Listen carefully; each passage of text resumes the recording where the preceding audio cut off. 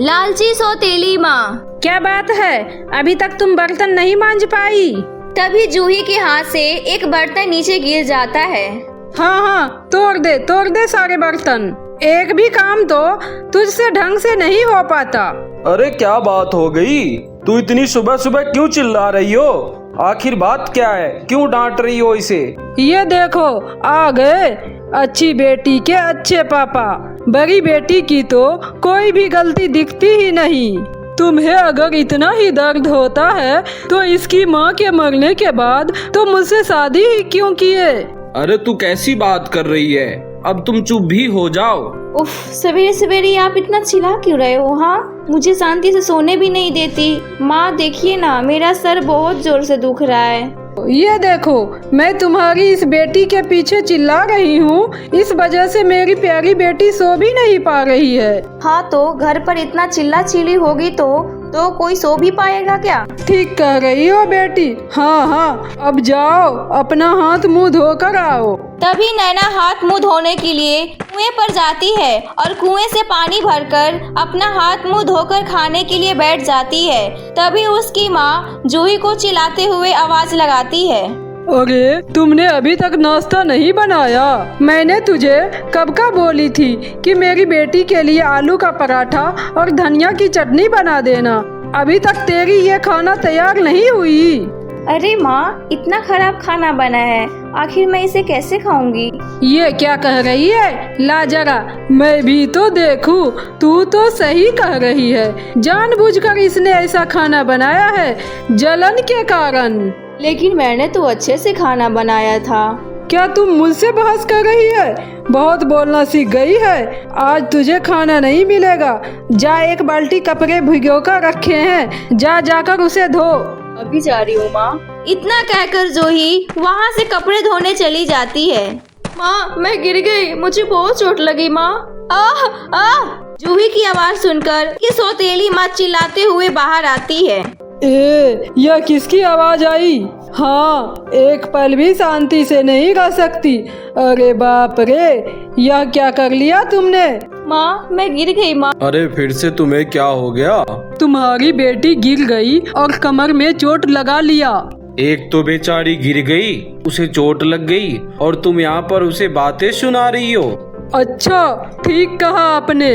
जो करना है कर लो, मैं जा रही हूँ। इतना कहकर जूही की सौतेली माँ घर में अंदर चली जाती है।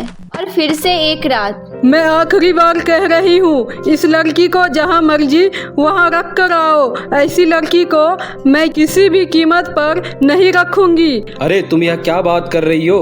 वह तो ठीक से खड़ी भी नहीं हो पा रही है। सड़क पर या जंगल में कहीं भी छोड़ कर आओ। अगर यह नहीं किया तो घर पर वो रहेगी या मैं रहूंगी। कह दिया मैंने। मेरी वजह से इस घर पर अशांति ही अशांति है। पिताजी को भी मेरे लिए कितना कुछ सुनना पड़ता है। मैं यहाँ से चली जाऊंगी तो सब कुछ ठीक हो जाएगा।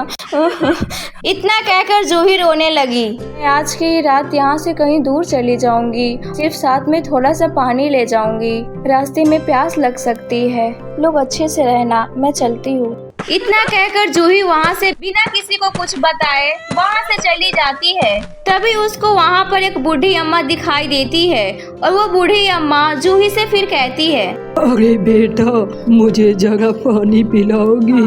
मुझे बहुत जोर की प्यास लगी है। हाँ अम्मा, जरूर। लगता है अम्मा प्यास से तड़प रही है। ये लीजिए अम्मा, पी लीजिए पानी। तुमने अपना पीने का पानी बिना जान पहचान वाली को दे दिया और कुछ पूछा भी नहीं। तुम्हारा चेहरा कितना खूबसूरत है और दयालु भी। तभी वो बूढ़ी अम्मा एक परी के रूप में बदल जाती है। अरे बाप रे, ये कौन है? ये आप हैं? मैं इस जंगल की परी हूँ। मैं तुम्हारे मन की परीक्षा ले रही थी। मैं तुम्हारे दया से प्रसन्न हुई, इसीलिए मैं तुम्हें कोई उपहार देना चाहती हूँ ताकि तुम्हारा आगे का जीवन बहुत ही सुख में हो। ये लो, ये एक घोड़ा गाड़ी है और इस धन को तुम्हारे अलावा कोई और छुएगा तो उसे बहुत कष्ट होगा और वो मुश्किल में पड़ जाएगा। तथास्तु। फिर जूही घोड़ा गाड़ी पर बैठकर अपने घर पहुंच जाती है और अपनी सौतेली माँ से बोलती है, माँ, पिताजी बाहर आइए, देखिए देखिए मैं क्या लेकर आई हूँ, आइए देखिए। अरे जूही बेटी, तुम कहाँ चली गई थी? अरे बाप रे बाप, इतना सारा धन तू कहाँ से लाई है? कहीं तू चोरी करके तो नहीं लाई? नहीं माँ, ये सब तो मुझे जंगल की परी ने दिया है। अरे बाप रे, मैं कह रही हूँ मुझे भी दे। ये सब चीजों पर मुझे छोड़कर कोई और हाथ नहीं लगा सकता माँ। अच्छा, तो ऐसी बात है, तो फिर मैं भी अपनी बेटी को जंगल में छोड़कर आऊंगी, जिससे मेरी बेटी भी ना बहुत सारा सोना और उपहार लेकर आएगी। फिर वो घर के अंदर चली जाती है और अपनी सगी बेटी नैना को ये सारी बात बताती है। और शाम होते ही शीतल अपनी सगी बेटी नैना को लेकर जंगल में चली जाती है और अपनी बेटी नैना को जंगल में छोड़ देती है। फिर नैना जंगल के रास्ते आगे जाने लगती है और फिर उसे फिर वही बूढ़ी अम्मा दिखाई देती है और फिर नैना से बोलती है, बेटी, मुझे प्यास लगी है, जरा सा पानी मिलेगा? अच्छा, तुम यहाँ जंगल की परी हो? अगर तुम मुझे सोना दोगे तो मैं तुम्हें पीने के लिए पानी दूंगी। मैं एक बुढ़िया हूँ, मेरे पास सोना कहाँ से आएगा? मैं तो तुम्हारे पास पानी देखा तो सोचा थोड़ा सा पानी तुमसे मांग लूं। मेरा गला सूखता जा रहा है, बेटी थोड़ा पानी पिला दो। चल हट बुढ़िया, अरे ये पानी अगर मैं तुम्हें दे दूंगी तो मैं क्या पीऊंगी? इस गर्मी में मुझे भी प्यास लगती है, फिर मैं कहाँ से पीऊंगी? अगर तुम मुझे पानी नहीं दोगी तो मैं प्यास के मारे यहीं पर मर जाऊंगी। तुम मरोगे तो उससे मुझे क्या लेना देना? हाँ, अब जा यहाँ से। तभी वो बूढ़ी अम्मा एक जंगल की परी के रूप में प्रकट होती है और परी को देखकर नैना चौंक जाती है। छी छी छी, तुम्हारा मन कितना कठोर है, जरा सा भी दया नहीं। मैं तुम्हें अपने जादुई शक्ति से पत्थर बना दूंगी। इतना कहकर वो परी नैना को पत्थर बना देती है। अब मैं बहुत सारे सोने के गहने बनवाऊंगी और हीरे का हार भी बनवाऊंगी। शाम तो हो गई है कि मेरी बेटी तो अभी तक सोना लेकर आई नहीं।